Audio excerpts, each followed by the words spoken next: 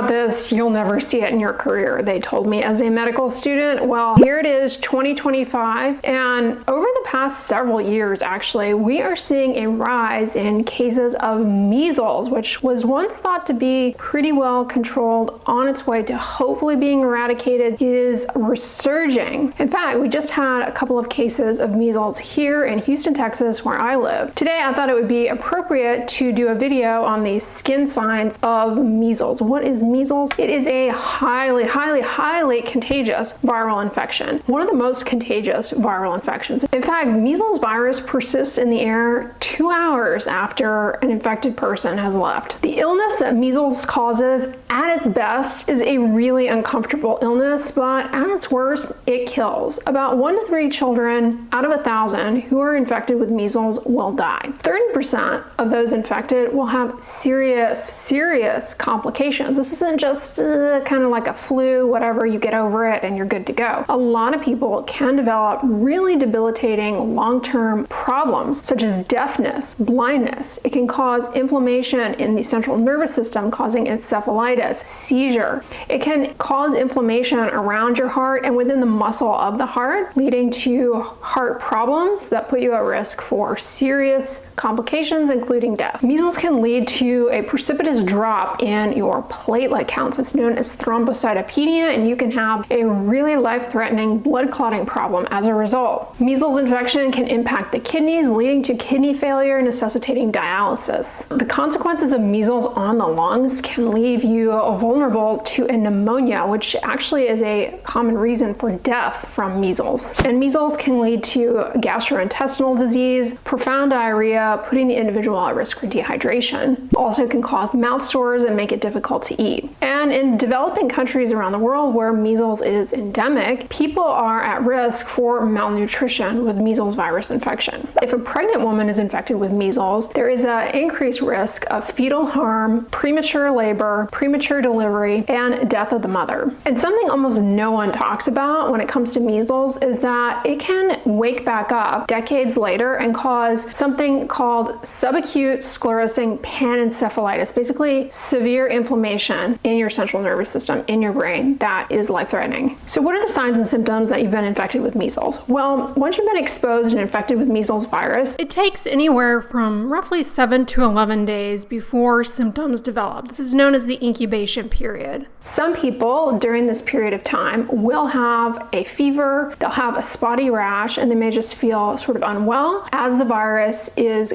spreading throughout their bloodstream. But a lot of people just don't have any symptoms at this point. It's not until about 10 to 12 days after you have been exposed that you really start feeling ill. You get a fever, loss of appetite, just feel very unwell. During this stage, you develop what are known as the 3 C's: cough, coryza, which is basically a stuffy or runny nose, and conjunctivitis, red eyes. And 2 to 3 days into being sick, if you were to look inside your mouth, a lot of people have these little spots that are called Koplik spots. They're sort of bluish to light pink, and they happen opposite of your molars. Those little spots usually last about 24 to 48 hours. So this prodromal period of feeling unwell, having cough, coryza, conjunctivitis, and the spots inside your mouth, that usually lasts anywhere from 2 to 5 days. And then the rash erupts, starting on your face and behind the ears in the scalp. The rash is not itchy, and it consists of oval, flat, pink spots, anywhere from roughly 1/2 to 1 centimeter in diameter. Starts on the face, and characteristically behind the ears also can involve the scalp. And within the next 24 to 36 hours, it spreads to involve your chest, your back, your entire trunk, your arms and legs. Typically spares the palms and soles of the hands and feet. It's known as a viral exanthem. Once the rash erupts, it coincides with having a very high fever of 101 degrees Fahrenheit or 38.3 degrees Celsius. The rash does not scar, it doesn't last forever, and it typically starts fading within the next 3 to 4 days, developing a purplish hue, then kind of turning this coppery color, and then getting really flaky and scaly before it goes away completely. Usually the recovery period is about 1 to 3 weeks of having a persistent cough, but if a person has that high fever for greater than 3 days of the rash coming out, usually heralds that they're going to have one of the more serious complications. So how do you get measles? Measles is spread from person to person. But like I said, it's highly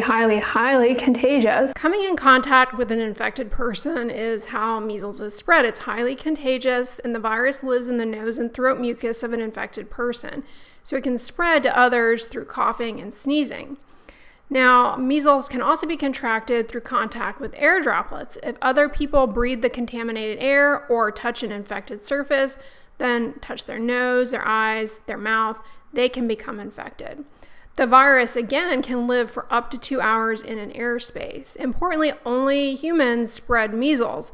Measles is spread from person to person. Animals, your pets, they do not get or spread measles. And if an infected person has been in a room, that measles virus will persist there for 2 hours and can go on to infect another person when they come in that room. People who have measles, they can spread measles pretty quickly, pretty widely to people who have not had measles before or who have not been vaccinated. How long is somebody contagious? Someone with measles is contagious starting about 2 days before they even begin to feel sick or know that they have measles, and they remain contagious for usually around 5 days after the big rash has erupted. People who are most susceptible to measles are infants who have lost the protection that they had from their mother in utero, the unvaccinated, and immunodeficient. If an unvaccinated person travels to an area of the world where measles is endemic, that is a really high risk situation. And in fact, these most recent cases in Houston had to do with somebody traveling somewhere, getting measles, and bringing it back. Before the advent of the measles vaccine, a lot of young children would get measles. Maybe even some of you watching this had measles as a child. You might think, so what? What's the big deal? Well, like I said at the beginning of the video, 1 to 3 out of 1,000 children who are infected will die. 30% of those will have one of these more serious complications. So it's great that children do survive unaffected and have lifelong immunity, but a lot of children suffer tremendously. Not to mention, some people cannot be vaccinated as a result of their immune system. They have problems with their immune system, so they are unvaccinated and vulnerable. The rise of vaccine hesitancy and resistance to vaccinate young children coincides with the increase in cases of measles. The measles vaccine is given in 2 doses. Lasting protection occurs in 95% of children who get just 1 dose of the measles vaccine, but a second dose of the vaccine can offer 99% protection. So it's really, really important to vaccinate your children to prevent this serious life-threatening viral infection that is highly contagious and can kill a lot of people.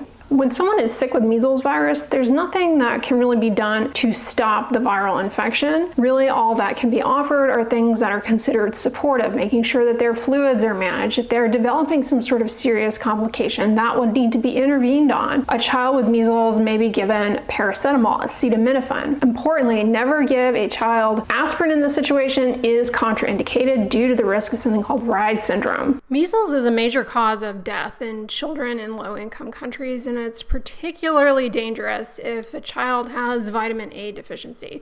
So high doses of vitamin A actually can be given and have been shown to be effective for lowering the number of deaths from measles in hospitalized children. Measles virus is spread by droplets. The virus is really hardy and can remain in the air after someone has left the room. You can easily get it if you have not been vaccinated. All right, guys, that is a wrap up with regards to the warning signs, the rash of measles. I was taught, I was like, never gonna see this unless I did a rotation in a developing country where measles was endemic, but I was unlikely to ever see it. But here we are in 2025, and we are seeing a lot more cases of it, which is sad because it is a preventable viral illness that can otherwise kill children. And I'm not being hyperbolic when I say that. The measles vaccine has been used for decades and decades and is very safe. All right, guys, so on the inside, I'm actually going to put my recent video all about the warning signs of other viral infections, how the rashes look. So check that one out next, because we are in cold and flu season and a lot of viral infections are circulating around. I hope you guys are all staying healthy